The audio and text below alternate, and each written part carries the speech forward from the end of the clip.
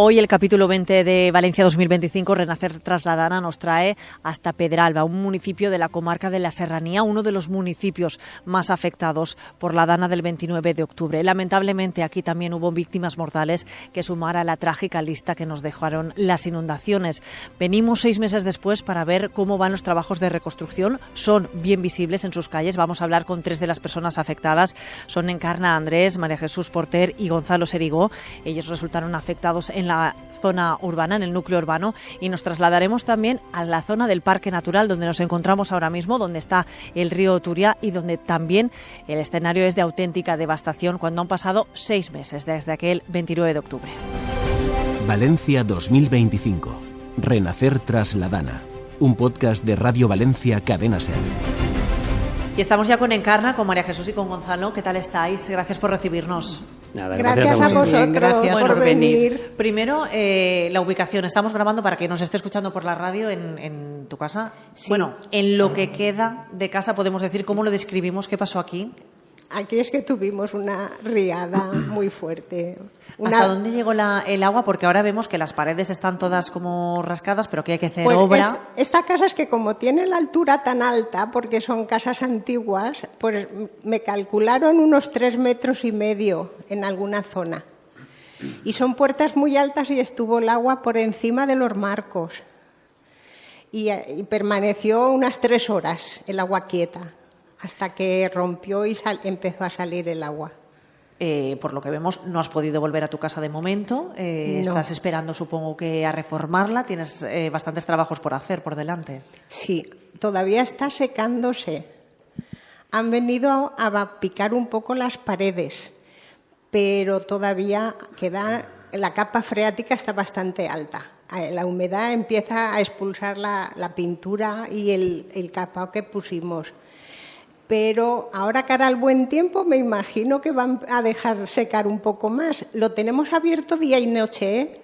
¿La casa está abierta? Desde el 29 de octubre está toda la casa abierta día y noche. Bueno, me he fijado que en esta para calle que de aquí, seque. calle La Acequia se llama además, sí. Con un nombre bastante gráfico, donde pasa una acequia, hay muchas puertas todavía abiertas, muchas obras haciéndose, ¿no, Gonzalo? Sí, eso se aprecia en casi toda la calle.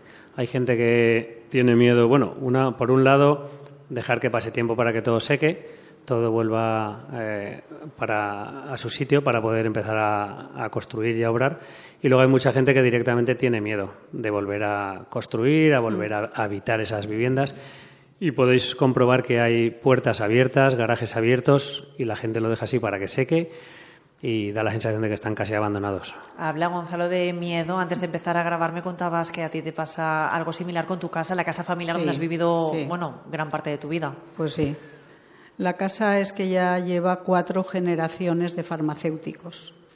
Entonces, claro, cada uno ha ido ampliando, mejorando, hasta el punto que el padre de Gonzalo, mi marido, restauró una orla de su bisabuelo de Barcelona, que hizo la carrera en 1890-91. Y esa orla en este momento la tienen en la Universidad de Burjasot, que llevamos la orla y llevamos 2 cajones llenas de álbumes de fotos de nuestras vidas.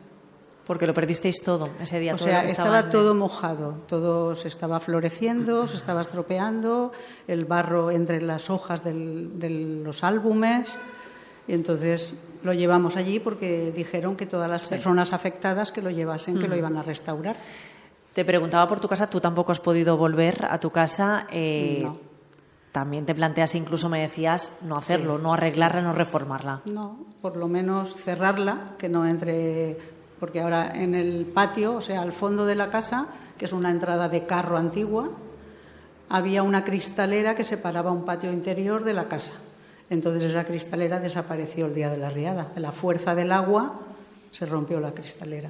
Entonces está, digamos, la casa y el patio todo junto. Si llueve, si hace aire, si quiere entrar un pájaro. Sí, sobre todo que, cerrarlo para que no se deteriore más.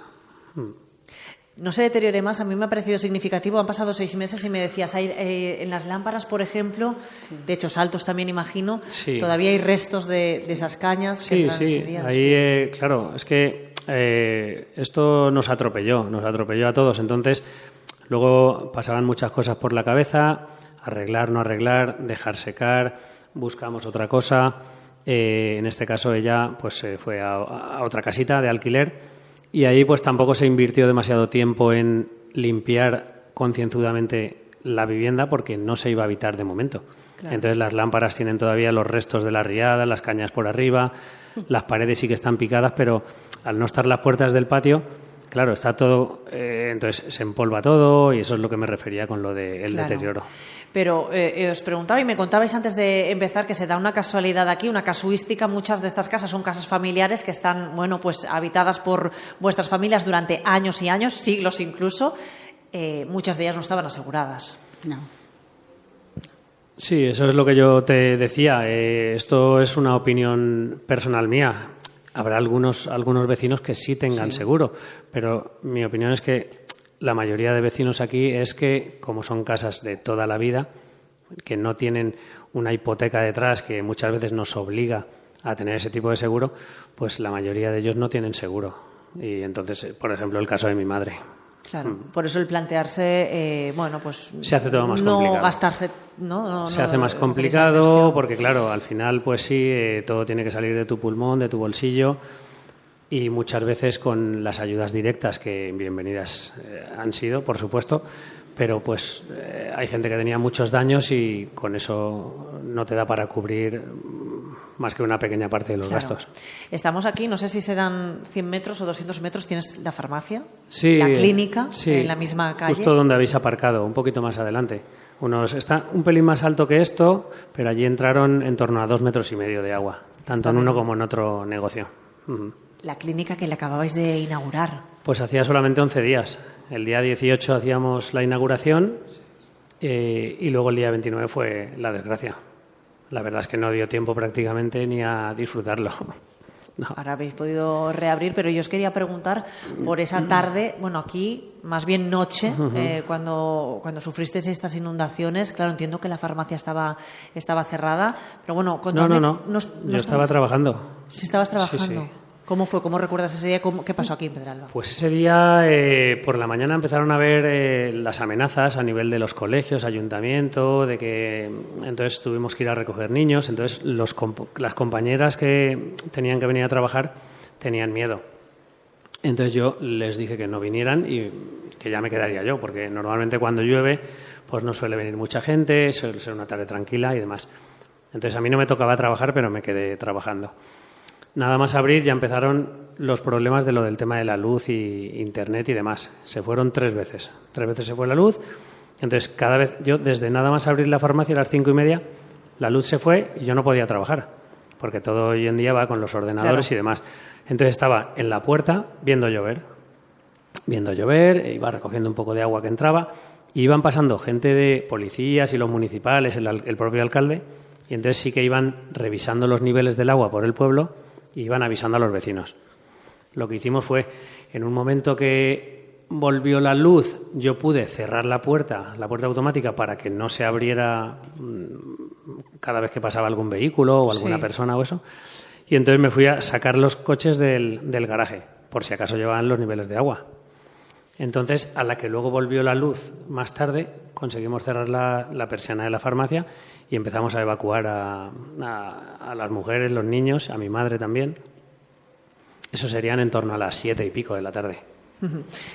No sé si en tu caso también estabas en casa esa tarde. Nosotras estábamos en casa, porque había estado todo el día lloviendo.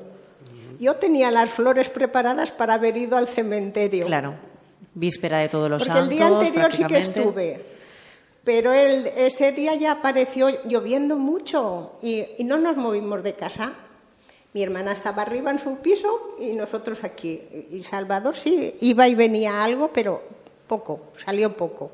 Y luego por la tarde yo me puse a repasar ropa, allá detrás, que tengo todo lo de coser. Y mi hermana, una de las veces que se asoma, estábamos haciendo tiempo para cenar. Se asomó y entonces vio a Andoni, que venía de avisar a Conchín, las chicas de enfrente.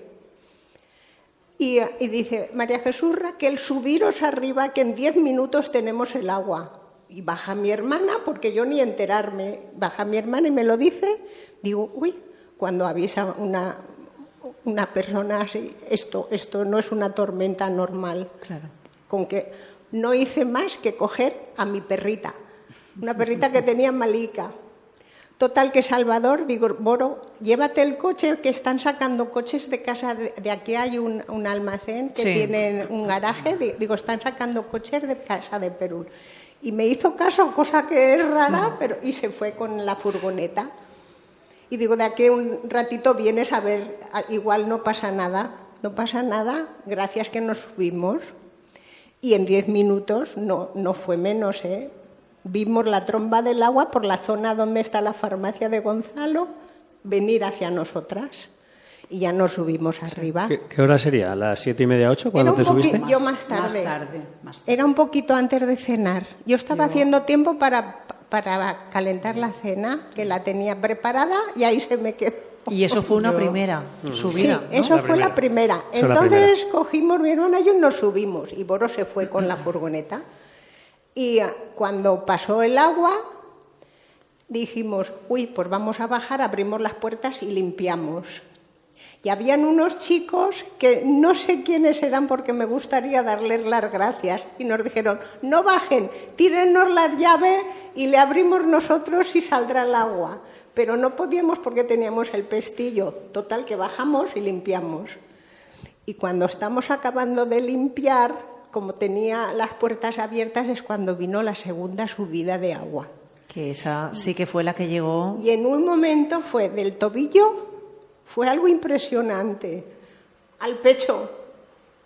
Estábamos en la cocina, que luego os la enseñaré, no podíamos ya venir, los muebles iban flotando, pegándonos. Y gracias que tenemos una escalera interior. Si nosotras tenemos que salir a la calle para entrar al piso de mi hermana, la corriente se nos hubiera llevado. Nosotras estamos vivas gracias a la corporación municipal, ya que tenemos la escalera interior. Total, que nos subimos y el agua llegó hasta el segundo descansillo de la escalera. Una auténtica barbaridad. Y hacia las 4 de la mañana, porque yo ahora me he enterado que eran esas horas consultando con vecinos, pero esa noche yo no sabía en qué hora estaba. Empezó a bajar un poquito, las puertas se reventaron. 3 puertas de Movila, pero antiguas, macizas, estaban reventadas, 3 puertas. Estuvimos sin puertas 10 días y 10 noches. La patrulla de la policía local, no sabes los viajes que hacía y cómo vigilaban. Sí. Y la calle sin luz, cuando veíamos la luz azul de la sirena de los policías, nos daba una confianza, era gratificante. Total, que así pasamos la primera noche. Que escucharos impacta muchísimo. A mí también me ha impactado una cosa que me decías porque pudiste ponerte a salvo, como te dijo tu hijo Gonzalo, pero te llamó al día siguiente. Sí. ¿Y qué te dijo? Esa noche, cuando yo creo que eran sobre las 8, estaba Irene conmigo, que es su hermana, mi hija, y entonces me dijo, mamá, saca las llaves del coche, que voy a sacar los coches y tal. Subimos, vi que lo había aparcado allí, al lado de la guardería y todo, y por la puerta de atrás, porque yo tengo una puerta de atrás que comunica con el centro del pueblo, que por ahí es por donde luego, más tarde, entró agua. Pero yo me fui con lo opuesto. O sea, subimos los cubres para que no se mojasen. Y entonces Gonzalo dice, vete a casa de Irene, sí. Vete a casa de Irene. Y yo me fui. O sea, que yo realmente todo esto que ellos han vivido, esta angustia de la madrugada, yo estaba en casa de mi hija. Claro, no viviste la angustia, pero viviste la llamada de Gonzalo, sí, que te dijo que... Al día siguiente, él temprano vino, yo no sé qué hora sería. A ella le pasó algo parecido a lo que comenta María Jesús cuando vino el alcalde, en el sentido de que ella estaba dentro de casa, pero sí que era consciente de que llovía mucho, pero no sabía dónde estaba el nivel del agua. Yo, como estaba en la farmacia trabajando, yo iba viendo cómo subía. Entonces, cuando fui a sacar su coche, le pedí las llaves, serían 7:30 por ahí, y entonces le dije que me diera las llaves, le dije, voy a llevarme el coche. Uy, ¿por qué? Digo, mamá, porque no sé hasta dónde va a llegar el agua, no tengo ni idea, pero lo voy a poner a salvo. Entonces saqué su vehículo y me dijo, ¿qué hago yo? Y le dije, vete a casa de Irene, porque mi hermana vive un poquito más alto. Y entonces ella, pues nada, lo que os ha contado. No, nada. Pasamos unas horas de mucha incertidumbre. Mi hija es que vive en Valencia, con la chiquilla, y no teníamos cobertura ni nada. Claro. Y donde trabaja mi hija estaban preparando para las autopsias. Y nosotros sin saber de ella ni ella de nosotros. Luego, cuando pasó bastante día, ya nos dijeron, saliendo del pueblo hay cobertura. Y por la tarde ya pudimos hablar con la chiquilla al día siguiente. Fueron horas, la verdad, que de auténtico pánico, que no olvidaréis jamás. Sí. Estamos yendo a todos los pueblos para ver cómo estáis 6 meses después. María Jesús, creo que te he interrumpido, no sé si querías decir algo. No, quería decir que yo salí con lo puesto. Sí. Entonces, la ropa que llevaba, ni llevaba pijama, ni llevaba pastillas, ni llevaba nada de nada. Y entonces, cuando llegamos a casa de mi hija, yo le dije, uy, Irene, pues si tengo la cena en la nevera, el yogur, no sé cuántos, las pastillas, uy, pues ahora bajaré. Y ella bajó y no me dijo nada esa noche para que durmiese. Pero al día siguiente, luego, como hemos ido averiguando cosas, dice que cuando ella bajó a abrir la nevera ya iba flotando. Esa era la primera riada, o sea, no fue la gorda. Claro. Y entonces vino Gonzalo al día siguiente y dice, mamá, no bajes que no tienes casa. Esas fueron las palabras que me dijo. Fue horrible, horrible. Yo también me subí con lo puesto y llena de barro hasta aquí, ¿eh? A mí me lo han tenido que dar todo. Sí. Y me han dado comida, ropa. Y ropa, mucha ropa. Sí. Para limpiar. Yo también. Es que ha sido una movilización que yo no me lo esperaba. Nos daban a comer en el multiusos. Yo me sentaba allí a comer. Nos daban el agua. Una situación que nunca hubierais imaginado que os tocara vivir, el hecho de pedir comida o de recibir esa ayuda. ¿Cómo han respondido ante esta situación que éramos muchas personas afectadas? Bueno, 6 meses después, nos queda mucho tiempo. Gonzalo, sí que hemos visto que tu negocio ha podido reabrir, la clínica también, pero a las casas les falta mucho, a Pedralba le falta mucho, ¿no? Todavía. Sí, nosotros estuvimos 3 meses trabajando en otra ubicación y ahora ya estamos 2-3 meses más, estamos ya en el sitio. La clínica la abrimos más tarde porque primero pusimos en funcionamiento la farmacia.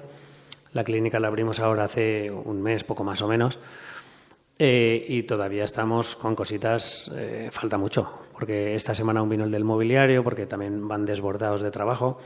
Entonces nos falta cambiar todo lo que son los mostradores, las cajoneras de los medicamentos, los muebles, las góndolas. Poco a poco vamos, pero por lo menos estamos trabajando, dando servicio al pueblo y funcionando nosotros. Bueno, os agradecemos que nos hayáis contado cómo estáis 6 meses después y además que nos abráis un poco también vuestro corazón y esos sentimientos que yo sé que tiene que ser duro revivirlo. Muchísimas gracias, María Jesús Encarna y Gonzalo. Gracias a vosotros. Gracias a vosotros por escucharnos. Vamos a ir a otra parte del municipio, a la zona próxima al río, que también ha cambiado completamente. Ahora veremos en qué situación se encuentra y si allí sí que han podido o no empezar los trabajos para, pues la reconstrucción. Valencia 2025. Renacer tras la Dana. Con Andoni hemos venido al acceso a lo que era el Parque Natural. Andoni, ¿qué tal estás? Muy bien, después de 6 meses un poco mejor. Un poco mejor, pero ¿qué me decías del Parque Natural del Turia, que es uno de los principales atractivos turísticos de Pedralba? Pues bueno, era el principal atractivo turístico. Ahora podemos decir que no tenemos Parque Natural del Turia. ¿No existe? No, está completamente arrasado todo lo que tenemos detrás. Este es el acceso principal al parque y ahora lo que tenemos es, tras la limpieza, montones de leña y todavía montones de barro y cañas y toda la porquería del arrastre que queda por recoger. Se está trabajando, dices aquí. Aquí, por suerte, desde mediados de enero está trabajando Traxa con la Confederación Hidrográfica para intentar que por lo menos una parte de la zona de baño la tengamos habilitada para el verano. ¿Lo ves factible, tal como avanzan los trabajos? Lo que ha llovido también, que supongo que ha impedido avanzar. Los trabajos avanzan a buen ritmo, pero el tiempo no para y es mucho el daño que hay en toda la provincia de Valencia. Los efectivos son insuficientes y costará, pero ojalá lleguemos. ¿Qué supone para Pedralba esta zona, este parque natural? Porque atrae visitantes que vienen los fines de semana, pero me decías, Pues, pero sobre todo para los vecinos y vecinas. Así es, además de los visitantes que tenemos en festivos y el fin de semana, es un atractivo sobre todo para nuestras vecinas y vecinos porque convivimos con el parque y convivimos con el río y lo utilizamos de lunes a domingo con nuestra familia, con nuestros hijos, con amigos, venimos a visitarlo, a pasear a nuestras mascotas. Es nuestro día a día. Y no está ahora. Y ahora no, por desgracia no está y nos hace mucha falta. ¿Y crees que lo verás como estaba antes del 29 de octubre? Yo tengo 33 años, creo que no lo veré, pero estamos trabajando todos para que futuras generaciones lo puedan ver y lo puedan disfrutar como lo hemos disfrutado nosotros. Hemos conocido los casos de María Jesús, de Encarna, de Gonzalo. Ahora hablamos un poquito del Parque Natural, pero quería hacerte una última reflexión. Han pasado 6 meses como alcalde, que estuvo además esa tarde de la Dana yendo casa por casa avisando a los vecinos. Entiendo que eso no se olvida, no se puede pasar página, porque además todavía queda bastante por hacer. Así es, yo creo que esos son momentos que quedarán siempre en el recuerdo, no se borrarán nunca esos trágicos momentos, pero después de 6 meses tenemos que valorar que Pedralba tiene ese ánimo y ese empuje de superación y que esto nos ha servido para estar más unidos y todos tenemos claro que juntos vamos a salir mejores y más fuertes. Pues yo creo que es el broche perfecto para darte las gracias por recibirnos en Pedralba y porque tengáis mucho ánimo. Gracias. Gracias a vosotros.